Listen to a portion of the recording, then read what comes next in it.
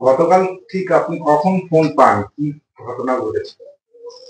9:34 হ্যাঁ। রাত্রি 9:34-এ মেয়ে ফোন করেছিল যে ও গাড়ি থেকে পড়ে গিয়ে মানে খুব জোরে গুরুতর অসুস্থ হয়ে গেছে। পরে ওর সেন্স চলে যায়। সেটা কোন জায়গায়, লোকেশনটা ঠিক ও বুঝতে পারেনি।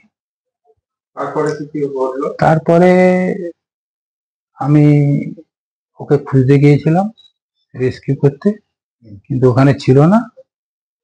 হ্যাঁ, আমি তারপরে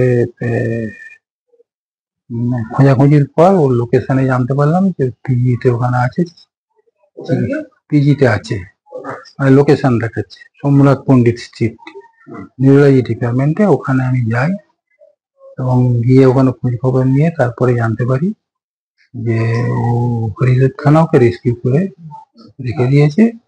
ওখানে যাই, যে আমি মানে ওখানে পুলিশকে বলি যে ওরা একটা অভিযোগের কথা বলেছে, কিন্তু আমার মেয়ের কাছে আমি যা জানলাম যে এরকম কোনো ঘটনাই ও বলছে ঘটেনি। পুলিশ বলছে আমি একটা এফআইআর করেছি, একটা ছেলেকে অ্যারেস্ট করেছি।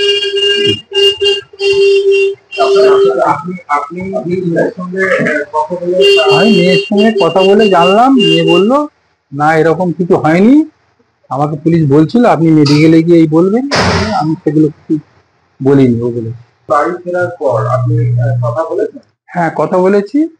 ও বললো না আমার কেউ টর্চারও করেনি, আর আমার সঙ্গে কেউ খারাপ ব্যবহার কোনো কিছু করেনি। ধর্ষণের অভিযোগে তো গ্রেপ্তার হয়েছে। আমি আর জানি না ওটা ঠিক। কি চাইছেন আপনারা, কি চাইছেন? আমরা কি জানি, আমার মেয়েকে ফিরে পেয়েছি, আমার মেয়ে নর্মাল। যার সঙ্গে যে অ্যারেস্ট হয়েছে তার সঙ্গে মেয়ের কি সম্পর্ক আপনি জানতে পেরেছেন? কোনো সম্পর্ক নেই। বলছি ইনস্টাগ্রামে পরিচয়, না, ইনস্টাগ্রাম থেকে পরিচয় হয়ে মেয়েকে দেখেছিল। কোনো সম্পর্ক নেই ওর সঙ্গে। হরিদেবপুর থানা ওকে কোথা থেকে পেয়েছে আমি জানি না, আমি সেটা ওরা বলেনি, আমি জিজ্ঞেসও করিনি। কেমন, ওরা বেশিক্ষণ কথাবার্তা আমার সঙ্গে বলেনি। কমপ্লেন ও বললো আমাকে বলেছে, আমাকে দিয়ে লিখিয়ে নিয়েছে যেগুলো আমার আমাকে। হ্যাঁ, আপনারা থানায় কবে যাবেন বা কথা বলবেন পুলিশ অফিসারদের সঙ্গে? আমি ওভার ফোন কথা বলবো, আইজির সঙ্গে বলে দিয়েছি। অভিযোগটা কি আপনার মেয়ে করেছে? অভিযোগটা সেটা এখন বলছে না, আমার সবকিছু আমাকে দিয়ে লেখানো হয়েছে, আমি লিখিনি। ওখানকার কে বলেছে।